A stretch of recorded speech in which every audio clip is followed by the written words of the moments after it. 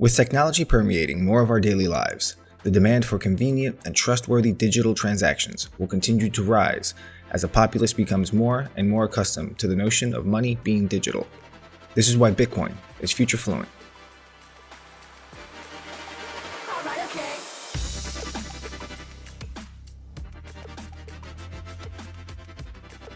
Fun fact: human beings invented money before we invented writing. In the history of money, there have been few fundamental changes. So without getting Keynesian or Austrian, let's agree to 3 fundamental facts about money. Money is an account of shared value. Many things have been money, and good money can only be spent once. At the heart of this argument, I pose that the principal purpose of money is to account for the transfer of value from one party to another. While many things have suited these purposes in the past, the ones that have lasted all share the commonality of addressing these issues.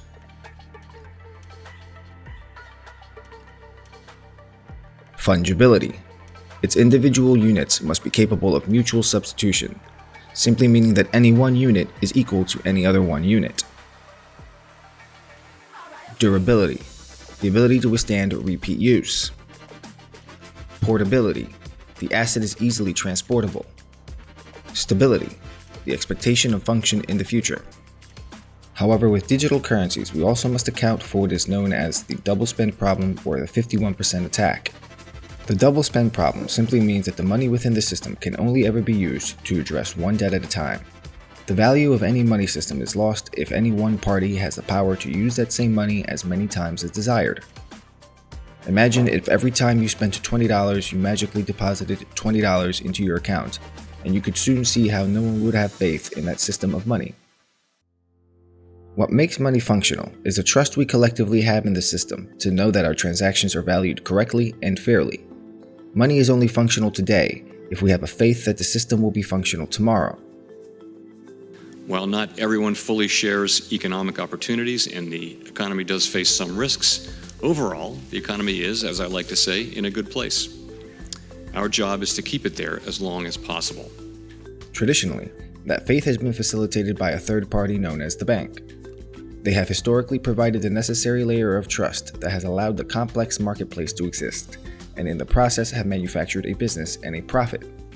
Through the tracking of transactions and accounts of funds, the banks and their ledgers have become a necessary component of any large-scale economy. The trustworthy account of money is itself a fundamental service to that system of money.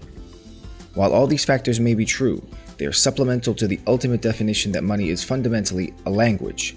It is how we communicate value to each other. And what is money? Money is a language. Money is a linguistic abstraction. Money is a language that we use to communicate value to each other.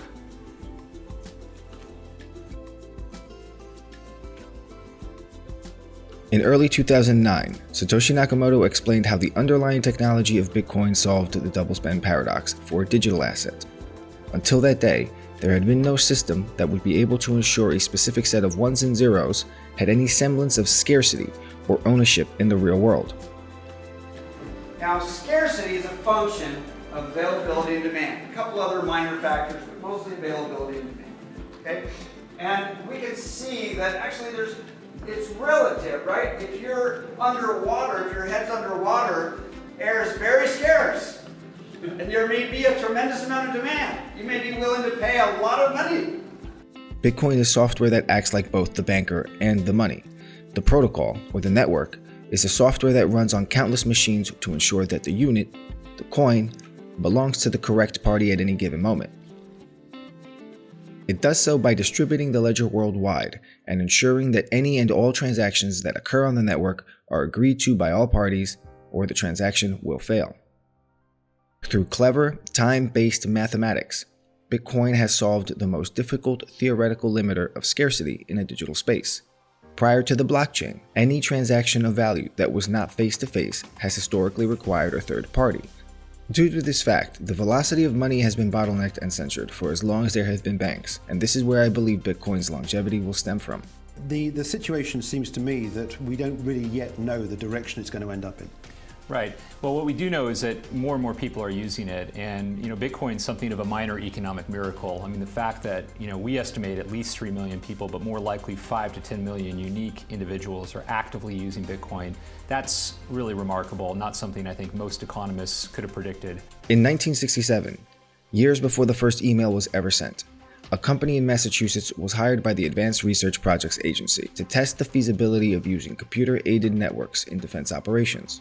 And while by 1970 there were only 7 nodes on that network, this project would grow and expand into the internet we know today.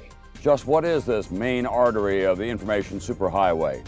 Notably, the earlier days of the internet saw many siloed networks and fragmented communication methods. By the 1990s, companies like CompuServe, Earthlink, and Prodigy all offered access to the World Wide Web, but users on different networks could not easily communicate with each other due to conscious design limitations. No, a lot of people use it and communicate with, I guess they can communicate with NBC writers and producers. Allison, can you explain what internet is? These networks competed for prestige and profit, expecting users to come to their corner of the sandbox, believing that shielding their users from the wild internet was a value added to their service. However, as access to the internet grew easier and social norms progressed, expectations changed, and these curated experiences offered little to the end user by comparison to the internet at large. Services that once merited an intermediary were no longer desirable, as that intermediary was seen as overbearing and unnecessary. Come on, Jack. I'll show you something absolutely super. Prodigy. Prodigy? What Prodigy does is connect our computer through a modem with a fantastic range of services. Like banking, shopping, games, and stock quotes and business news. It is my belief that the public's understanding of Bitcoin is currently where its understanding of email was in the 1990s. It's a form of communication that is far superior on a global scale. However, people are yet to see its benefits due to the novelty of the idea itself. Every business, no matter how large, no matter how small, will be on the internet in the year 2000. It's the primary way that people will look up information. It will replace the yellow pages as we know it today. The rate at which individuals and institutions are understanding and acclimating to the concept of cryptocurrencies is only increasing, and that trend will not reverse. That is why Bitcoin is future fluent.